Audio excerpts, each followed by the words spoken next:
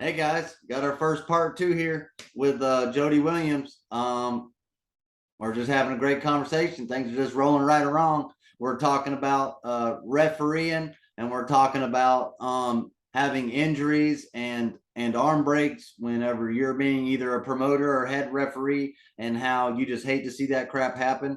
And so we're just diving in on it.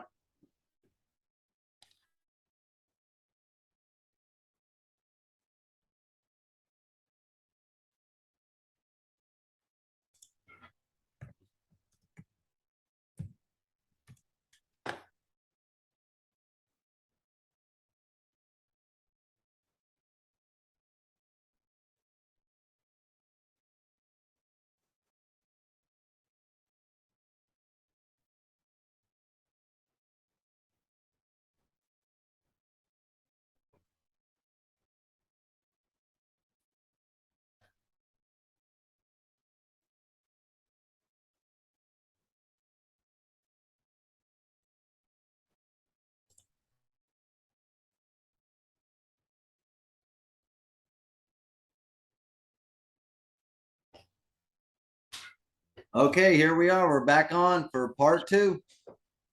All right, part two. Let's do it. I didn't know Zoom did that. Yeah, I think I guess well, from what I gather on my end is if you're not if you don't have a subscription, you just have a free membership that they just allow 40 minutes or an hour's worth of meeting, and then they kick you off, I reckon. Oh, I didn't realize that. Wow. Yeah, I didn't quite either. But a little warning came up, but it doesn't matter, as we can just we can have however many chapters we want to our book. So man, they can't stop us, man. They can't stop us. Let's get it. Yeah, but absolutely right. We were just kicking off with the kind of responsibility and stuff you feel as a head promoter or as a referee. You know, when injuries happen, arm breaks happen, or just carelessness happens, and you feel like any part of it may be to your neglect at all. And so, yeah, you never wish any arm breaks or any injuries upon anybody, because you got to realize that these same people you're competing with, they still got to go back to work Monday morning. So, right. That's right. And so this isn't Georgia, or this isn't Russia or whatever, where, arm wrestlers are backed or paid by the government or anything like that. And I don't know if that's true. I just remember whenever I was watching Pulling John, that whenever they were talking about, the guy him and Travis Bajan were pulling, who I can't seem to think of now. Alexei Vovoda. Yeah, Alexei Vovoda, that he was actually kind of getting paid by the government to train for arm wrestling. No, that's a fact. Those guys do, and the money they make would be like, I don't want to say pocket change to us, but it's life. Like I said, for me, this is a hobby, right? Mm-hmm. For me, and I just happen to be good at it. Am I great? Nah. I'm good, very good, not great. I damn sure not elite, but I like to do it and have fun with it, because when you did sports all your life and you did the basketball and the football and stuff, and then all of a sudden you get to an age where you can't compete anymore, but you still got that competitive drive in you, mm-hmm. You got to do something else. So that's why I stumbled upon this sport. So, well, full disclosure, I do have to tell you that I did put out a short video, and I asked for feedback from different people who saw who they want to see next. And somebody did name drop Jody Chocolate Thunder Williams. And so I gotta say that this is what the people wanted. So, hey, well, I appreciate that, and thank you guys for even thinking about me.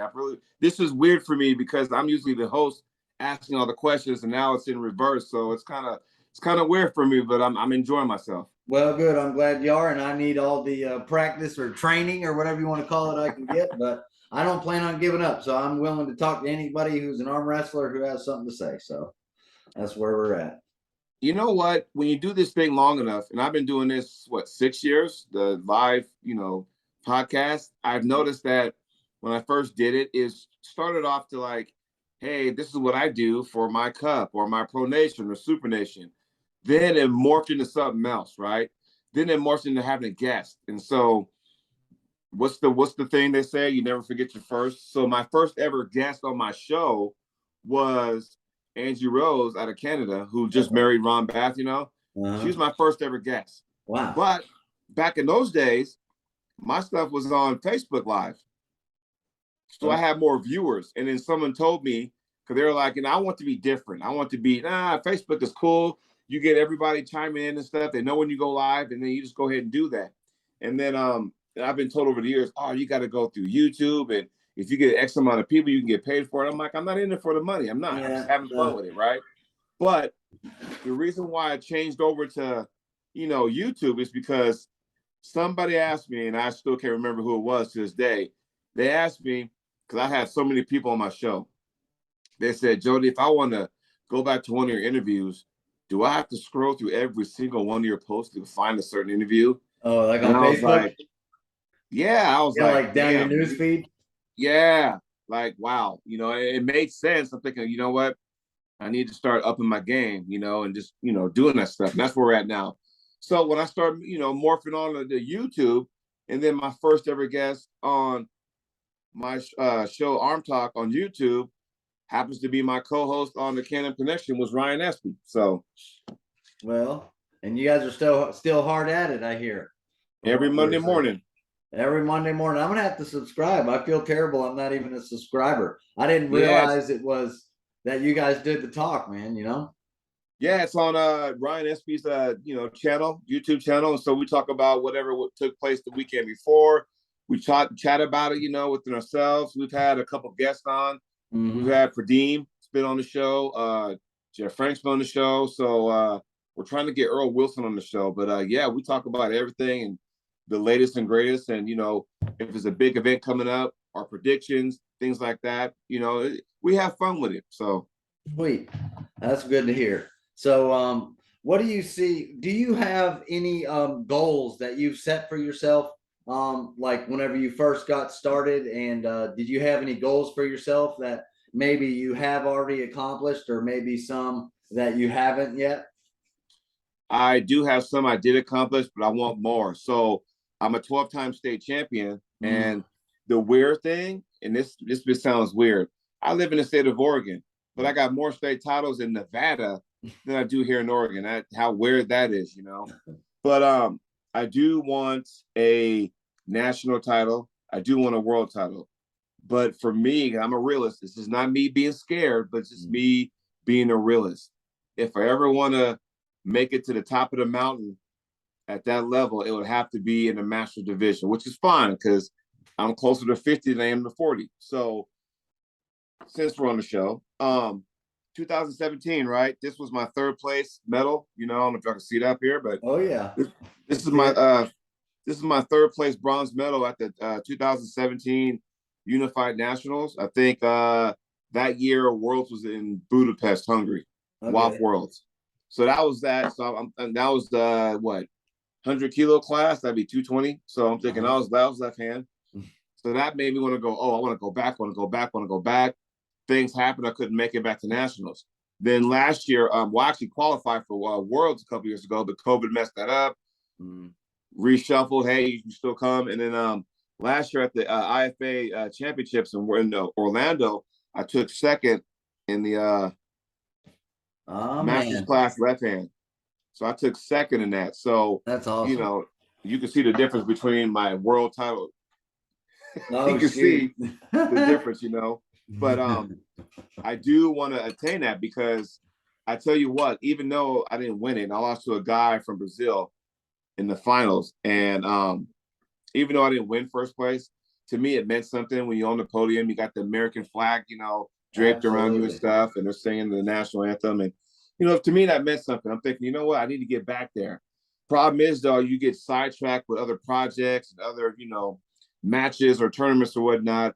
I need to reshuffle and refocus that. If I really want to get there, then I have to attend. I can't obtain those accolades if I don't go, right? So I gotta, end up doing that. But nonetheless, IFA Worlds this year is right outside of Paris, France in September. So didn't go to that, won't be able to go to that. But I keep saying, oh, next year I'm gonna go. But then next thing you know, I get locked into this, situation where it's like, hey, we'll pay to do this. I'm like, oh, okay, and I'm like, oh, crap, that's the same time as nationals or worlds or whatever, and I can't do it. But I really need to get back to it because when it's all said and done, I want to be able to say, yeah, I'm a national type, champion, I'm a world champion. If I don't make it, then at least I did that. So, but again, I mean, it makes you thirsty to, get back up to the top. Yeah, it's very addicting, that's for sure. And me Yeah. personally, if you podium at Worlds and you lose to somebody who speaks a different language than you, I don't see anything wrong with that whatsoever. Because it's probably going to be, one of the best guys in that, from their region. And so just like you are. Right. Well, the guy I lost to, his name is Andre, but I can't pronounce his last name. But yeah, he's from Brazil, but he lives in the Northeast area, like New Jersey, I think, or something like that.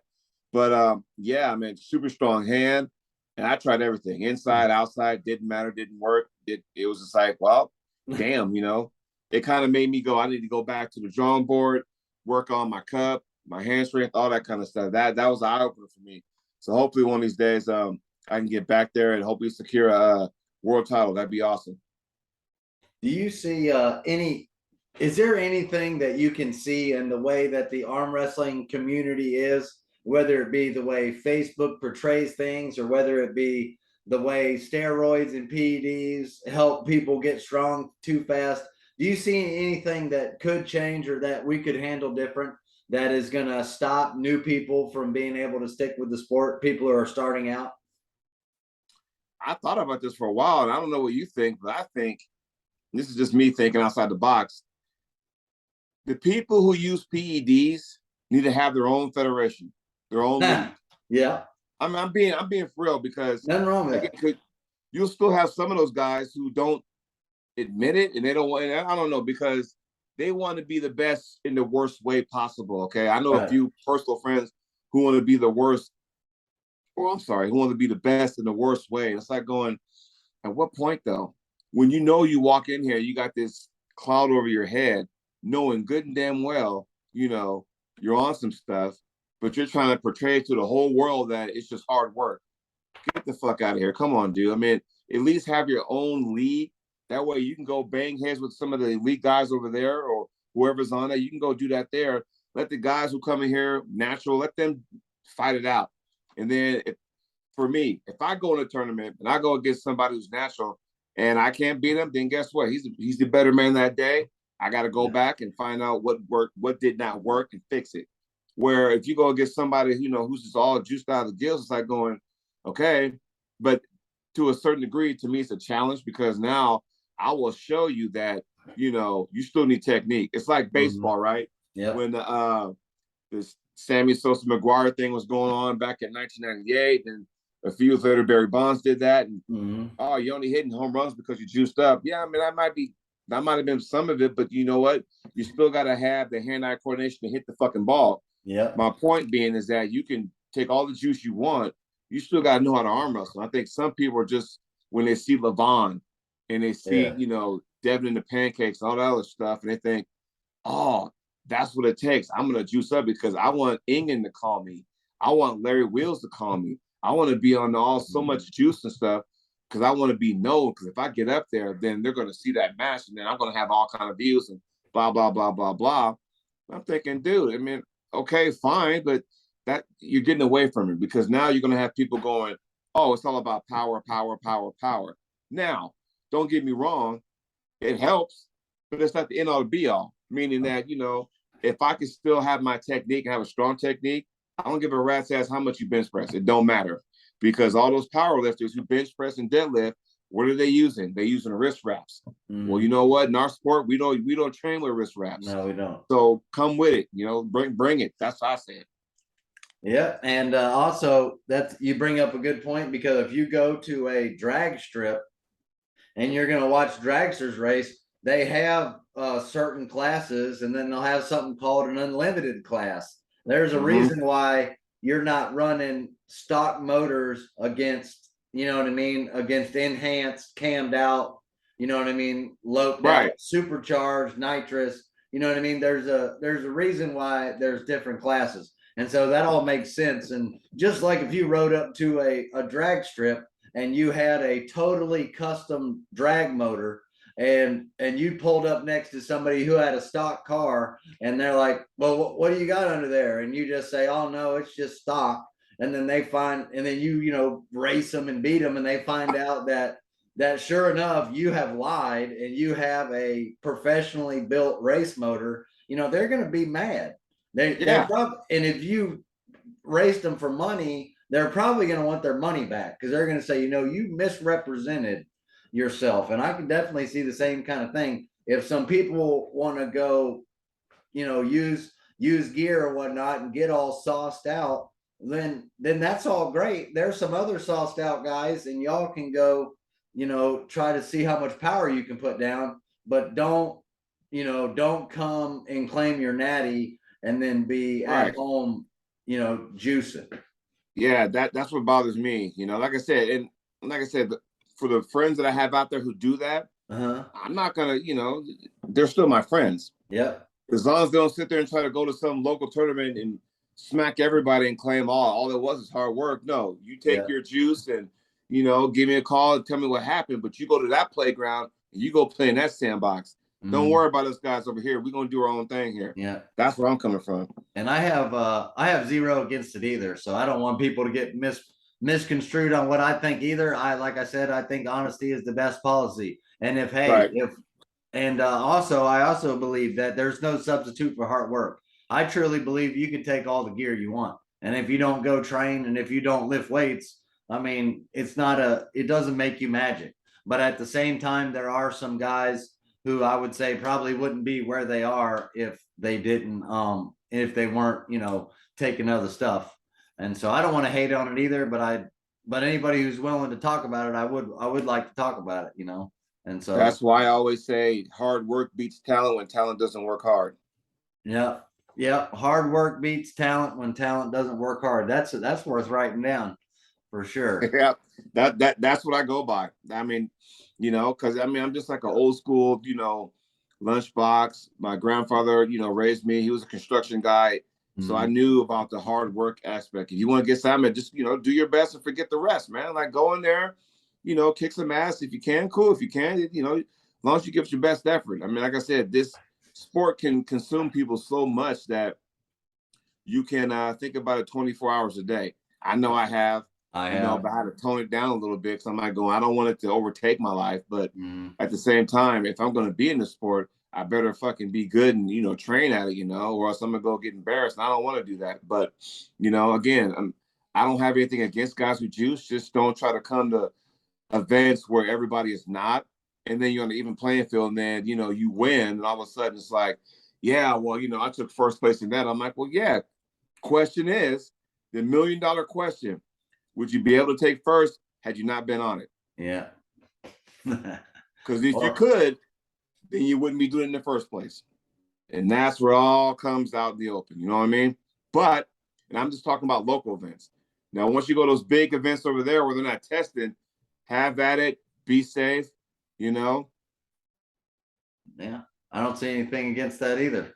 Right. No, I completely agree with you. If you want to go swim with the big sharks and the big dogs, then screw it. I guess bring big teeth. But I mean, but don't try to be a local hero and act like you just have some special genetics, and that's why you've never practiced and you've only pulled 3 times, but yet you can just show up out of nowhere and just start pulling people across the table, and you look like Terminator. And I know this too, not to shift gears on you, but, and Derek, you probably know, how long you been in the sport? Not long. I've been arm wrestling for about 18 months. Okay, you're going to have some of these guys, once you get in this long enough, you're going to have guys who want to be that big fish in the small pond. Yeah. Right? But they want to be recognized as like, oh, I did this, I did that. I'm like, you want to prove yourself, you got to come out your backyard, go somewhere else, right?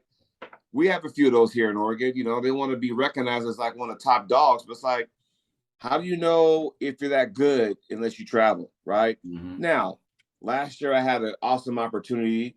Last year was probably my busiest time ever in my sport arm wrestling. I went to Nevada, went to Orlando, Florida, Tulsa, Oklahoma, Kansas City, Missouri, Waxahachie, Texas, and I was grateful to go to Washington, of course. I don't count that one as kind of a home thing, but I did the Arnold Classic back in 2019. You have to challenge yourself. So what I mean by that is that how good are you really? Because, you know, you can beat the guys, you know, in your region, you know, or in your state or whatever. It's the same people you see. Now, there's a good thing about it. It creates rivalries. Yep. Cool. No big deal. But you want to know, where do you really stand? Because there's always going to be that question mark. Everyone's going to say, I wonder if I can, you know, hang with that guy or this guy over here. Will you venture out that tournament and go, okay, I'm going to put my name in the hat and see what happens, you know? Mm-hmm. And then you'll probably know. And then the good thing about that is that when the tournament's all said and done, there's always the after pool, right? And after pool is always good because that's when it's like, hey, we're exchanging, you know, information, contacts, training regimen, that kind of stuff. You may pick the brain of somebody else that you didn't know. Oh, I'm gonna try that. Or somebody may talk to you and you may say something to them that, oh, that sounds like cool. I'm gonna go try that. So it's that's the best thing about that. But yeah, you're gonna have those weirdos too. That's like, you know, big fish, small pond, but they want to be recognized. It's like, come on, you know. To me, I'm learning that there is so much more to arm wrestling or even being a professional arm wrestler than just putting your elbow down on the table in arm wrestling. It seems like that there is so much more character development involved and so much more kind of getting to know yourself better as your, you know, because for me, I'm having to interact with the same group of guys, you know, the guys I arm wrestle with and train with. Being a newer guy, that many are more experienced, many are less experienced. I'm caught somewhere in the middle, but just the way I conduct myself as a person is gonna directly affect, you know, who's willing to come my way to train, who's willing to open their house up to me, who's willing to be honest with me about where I'm weak, where I'm strong, or you know what I'm saying. If you're gonna train with somebody who's kind of just holding, doesn't really, you know, you guys aren't really vibing, then what kind of good information are you going to get out of them? And so it's kind of made me challenge myself as a person to try to be the best training partner I can, not just be strong in the gym, not just go win at events, but also be consistent as a friend or as a buddy, or just kind of have a good balance in my life and just kind of stuff like that you would never even think. Oh, it's, well, the guys I got, we have our own little group chat, you know, we all sit there and, oh, did you see who did this now? And all that kind of stuff. That's pretty cool. Yeah. So, hey, where do you live at? I live in Fayetteville, North Carolina. Okay. So, here's something. I don't know about you guys, but here in Oregon, because there weren't a lot of tournaments that come here like they used to be when I first got in here. So what we decided to do, me and a couple of the guys decided to create this thing on Facebook. It's called the Oregon Rankings, right? Okay.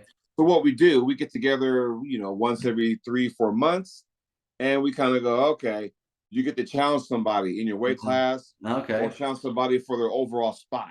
So let's just say you and I are the same, you know, let's just say I'm ranked number 1 and you're ranked number 7 in the overalls. You can challenge me for my spot. If you beat me, then guess what? You have my spot, and now you are the number 1 guy. I would drop 1, maybe 2 spots down. Right. And it keeps everybody engaged, keeps everybody training, you know, because again, I mean, when I first got into it, we were thriving up in the Northwest. And then after a while, everything kind of died down. There weren't as many tournaments anymore. And then you had to travel to get, you know, the actual tournament work in, which is why I only have 1 state title here in Oregon. All the rest are like in Arizona, Nevada, and Washington, you know. So that's the real big reason why. But you know, we decided to put this into play because then you can challenge somebody, and you know, it kind of keeps everybody involved. And there are some people who probably can't afford to travel or don't want to travel, but they still want to compete. Well, you know, there's your thing, here's your rankings, but you don't have to always wait to the next Oregon's ranking event. You can call somebody any random weekend and go, hey man, how about you and I throw down in a few weeks? Okay, tell me when and where, I'll be there. You know, because what's within the state. No money involved. That takes a lot of pressure off people, especially with gas prices being where they are right now. Yeah. So you don't have to worry about that kind of stuff. So that's just something we kind of did, you know. So it seems to work so far. Yeah, it's great. And then it ended up, we have something a little bit similar, but that is another great idea, having different just open rankings where weight classes aren't so much of a thing. It's just, this is where our guys rank. And also if you come in contact to like another local group, but everybody doesn't quite know everybody, but like say, you know, you and me know each other, and I'm like, oh shoot, well, according to both of our rankings, then your number 3 guy and our number 6 guy, they should be pretty close because I remember such and such beat so and so. You know what I mean? Right. And so it just kind of puts everybody on a level, and it just allows for more competition because you can understand kind of who's close and who's not. So I love that idea. I love that. Absolutely. Well, not to mention you got like what 4 or 5 teams, maybe 6 within the state. Exactly. And so instead of seeing the same, hey, we just met up at my event, last month. The Joe Williams Invitational is this coming Saturday, so we're all going to see each other again. And okay, you got me last month. I've been training hard. I think I'm gonna get you this month. So it does create some rivalries and stuff. But next month in Idaho, there's 3 of us Oregon guys that are like featured on the super match card. Even though we live in the state of Oregon, we're on 3 separate teams.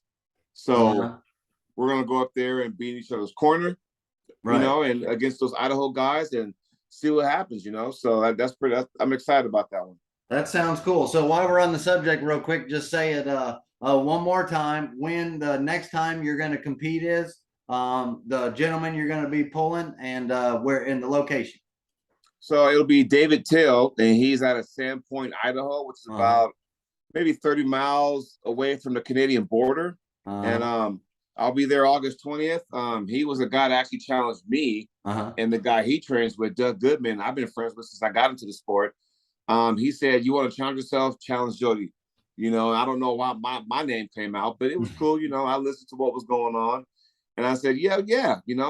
But here's the thing, Derek. So you're going to have some people who don't want to, like I said, we talked about earlier in part 1, where, hey, if I lose and people see that, they're going to think I'm I don't care. Yes. Here's the thing. When I sat there and said, yeah, I accept the match, best of 5 left-handed, very, very strong guy. Some people were saying, well, who is this dude? I was like, oh, he's an amateur. And I got a lot of, pushback going, why are you challenging the amateur? I said, pump the brakes. I didn't challenge him. He came to me. So let me ask you something, Derek. Let me give you a philosophy here. Let's just say 3 guys involved, right? Let's just say, you're ranked number 17. I'm ranked number 9, and then somebody up there is ranked number 1. Okay, who's the stud in Carolina right now? You're asking me right now? Yeah. Oh, I would probably say Paul Wather. Okay, we'll use Paul for this scenario. We'll use that. Let's just say Derek challenges me, right? And I'm thinking, hey, Derek, I respect you, man. You're an up and coming guy, but you know what though? I don't think you have anything for me because you're just not ready for it. And besides, I want to challenge. It doesn't do me any good to challenge somebody below me. I'm shooting for the top. Well, guess what? Paul, I want to challenge you, man. I want to see what you got. I want to see if I have enough for you. Paul can say the same thing I said to you. No, I don't, you're a stud. Don't get me wrong, but I don't think you have what it takes. You see what I'm saying? So if we all just said, no, we want to challenge the person above us, then we all be stuck in the same spot all the time. So when you got to challenge yourself, the guy below you wants to challenge you. I accept all challenges. If I win, cool. If I don't, then that's the way it goes sometimes, But you're never going to know until the guy above you says, yes, let's make it happen. That's the only way these matches happen. Unless you're like equally, in the same, realm. But that's the only way these things happen. Somebody from the upper echelon in that scenario has to say yes, right? That's my theory on that. That's how I look at it. I could be wrong, but am I risking the fact that, oh, Jody, if you lose, man, they're gonna really get on you? Okay, that's fine, and well, I ain't gonna let it happen. But there may be a possibility. But at the same time, it's like I didn't come into sport to like not lose. Do you want to win or not lose? Because depending on how you think is going to how you approach the match. It's like football. Do you play to win or do you play not to lose? A little different, Same thing. Do you play? Do you pull to win or do you pull not to lose?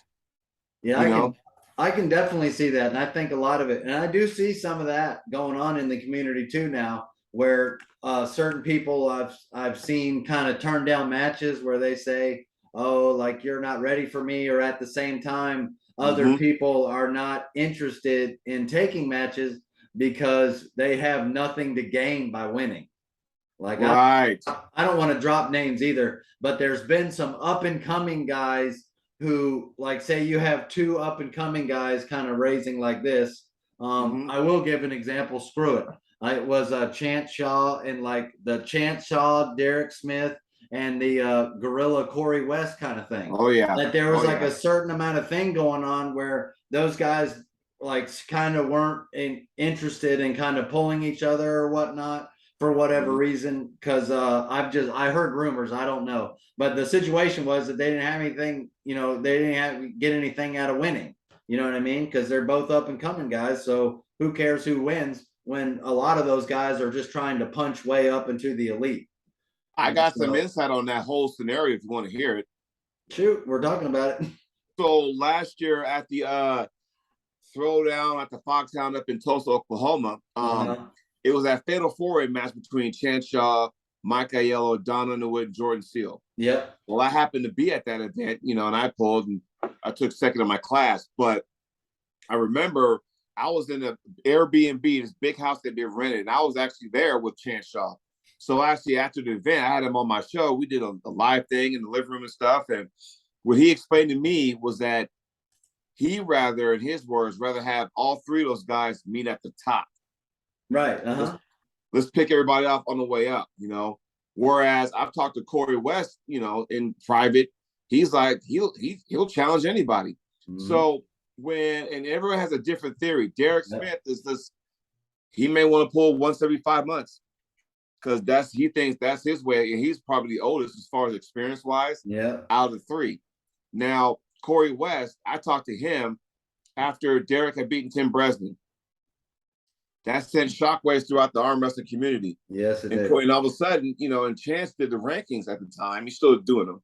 The In the Hook rankings, check it out on Facebook. But, that match where Derek beat Tim, leapfrogged him over everybody else, including Corey West. Right. And he took Tim's spot. I think Tim dropped 1 or maybe 2 notches. Right. So that kind of like, well, for Corey, it kind of rubbed him the wrong way. Like, what the fuck, dude? I'm like, yeah, he didn't beat me. Yeah. Right. I mean, well, how do you leapfrog me? You haven't pulled me. But I guess depending on what the rule set is, if you challenge for somebody's spot, then that's you beat him, you take that spot. Exactly. Corey's like, hey, I'll pull Derek. Derek's like, all right. At the time, Derek was like, yeah, but I'm gonna go for people above me. Yeah. Like, here we go again with that above me talk, right? So at the time, I think he still wanted to pull Dave Chafee. Dave said yes, but they're still looking for a promoter and where to have it at. And that's still up in the air. But since then, though, who has Corey pulled? Studs. He's pulled John Brzenk. He's pulled Ryan Espy. He's pulled everybody, right? He pulled his most recent match was against the huge stinking guy Alex Kurdecha. What a stinking monster! I mean, he pulled the GOAT prior, but he also pulled him at East First West, and he's a monster. Right. He pulled Krasimir. He pulled all those guys. So here's Corey put in the work. Yeah. And he's 50-50, right? Whereas here's Chance Shaw putting in the work, but he's been taking some L's. Yeah. But he's putting in the work. Yeah. Whereas Derek has pulled what? Ever since he beat Tim Bresnan, he's pulled one guy, and I was in the East First West. Forgot the guy's name, but he lost, and we haven't heard anything since. Yeah. And he has another match coming up on the card. So it's kind of like all three guys, even though Chance in his words said we all want to meet at the top, they're taking different routes to get there. Yeah. And whether it's correct or not, like, I don't know. I mean, some people are going at a faster pace than others. Yeah. I still think Derek should pull Corey at some point. Yeah. Just to see what would happen. That's just my opinion, because I think the styles make matches. Derek being 6'8", long arm can probably create some problems for those guys. Yeah. But Corey with the massive amount of power he has can create, difficulty with those guys. But so can Chance Shaw, because his technique and style could throw people off. Yeah. So everybody wants to see that match, but it might not happen. I mean, hell, everybody's been talking about Jerry Caderet versus Chance for how long now? Still hasn't happened, and it probably won't. So we should probably get off of that, right? Well, it may not ever happen, but one thing I will have to say is that Chance is going to have to go on a significant winning streak, I think, because otherwise Jerry Caderet is going to say that I'm not pulling Chance because I've got nothing to gain by winning. that he needs to prove himself first. I've already heard him say that, and I have a feeling he'll just keep right on saying it. But I do think that the Corey West and the Derek Smith is an awesome match because Derek Smith can probably replicate exactly what Alex Gordetcha did pretty well with the same kind of height and levers. But at the same time, if it took John Brzenk that many restarts and that many rounds to start really fatiguing Corey's hand, then I don't know. Corey's hand may be strong enough to where he can withstand a lot of that, Right. before it. Because I feel like maybe the John Brzenk match had a ton of restarts, and I think the Alex Gordetcha match too. I think if Corey can get in a rhythm where he doesn't try to hold on, but he can just slip and go to the straps. But it seems like he keeps trying to hook everybody without being in the straps, and it seems like he'll get some purchase on them, but they'll eventually get out or whatever. I think if he just got the strap, just bailed for the straps, and then just tried to hang on with straps, that maybe if not blow his hand up as bad. But hey, Well, no, what you're saying, there's some truth to that because if you're out of the strap, a lot of people like the straps because then they can't get away, right? Corey's trying to hook everybody. Cool. Right. If they want to hook, then yeah, you can drive on in there and let's go to it. But if they try to go into a hook, but they're strong enough to prone it out of that, then it's like, okay, fine. I'm going to go in the strap. Just go into it in the first place. That way you're not draining yourself. I mean, that could be the strategy that Corey might want to use. I don't know. We're going to have to see what happens. But, I mean, I'm looking forward to these matches coming up. I know the Michael Todd Factory, Monster Michael Factory pay-per-views are a hit. Yeah. And Chance Shaw's pulling BJ for Caucus. Yeah. In December. I think it's December 10th, I believe. That's going to be a good match, Yes, it is. And I think Chance is going to just keep getting stronger. And I think that since everybody's kind of been busting him because of Chance's style of arm wrestling, where I don't want to say he cherry picks his matches because he pulls plenty of hard people. I'm just saying he's very strategic about his progression in arm wrestling. And there's been some tease going on about he can't beat anybody over 250 pounds. I think that he's going to really want to bust BJ Fakakis because he's going to want to put that rumor to rest and let him know that he can bang in the super heavyweight category is what I think. Well, after that match, they had Paul Italia had Jerry Cataract on. And what Jerry said made me think because even Jerry said, hey, Chance is a stud, but maybe Chance needs to drop down a weight class. Yep. Where it's like, dude, yeah, you go to supers, man, you're dealing with a whole different set of rules over there. It's almost like when Todd Hutchins, he was kind of forced to go to the supers because he was just dominating everybody. Because in Wall, they got rid of that 225 class. Yeah. They got rid of it. Yeah. And they went to the supers, and it was like, okay, we're going to put you there. And, even Todd says there's not that much strength difference between my class and the supers. I mean, that's just Todd, but we're talking Todd who can pretty much side pressure anybody. But, made me wonder when Jerry sat there and said to Paul on the show and said, what if Chance, were to drop a weight class? How do you think he would fare then? Instead of, pulling on these super heavyweights, it's like these elite guys. And, is he making a mistake by doing that? It's one thing to be big and strong. Whereas, it seemed like from what Jerry was saying, I don't want to sit there and say the wrong thing, but it seemed like Chances got big and big and big and happy to be strong at the same time. The way he said it was weird, but I understood it when he meant it though. But I don't know. I don't know if Chance ever thought about that, but at the same time, all the attention's on the supers anyway, right? So yeah, I guess it's totally up to him and what his fitness goals are and what work or whatever. One thing I do know that as soon as you stop worrying about your weight and start trying to make a weight category, then that kind of changes a lot of things in your lifestyle. As far as you got to be stricter on your diet, you can't just eat whatever the heck you want. You can't eat as much as you want, and you need to do a certain level of cardio or whatnot. I would say if you're going to continue to gain strength but not gain weight, I think that there's you got to be a little dialed in for that, in my opinion. Yeah, I think with the supers though, you don't have to worry about cutting weight. I think sometimes people, because when I started in the sport, I was a 200-pound puller. All I did was just cut, water weight, and I banked 198. Now I'm 232.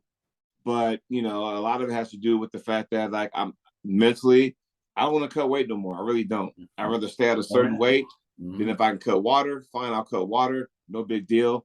But, a buddy of mine told me, because he runs the Arizona State Championships, Tim Talmadge, he said, hey, he's making big matches and stuff for Honor Sports Entertainment.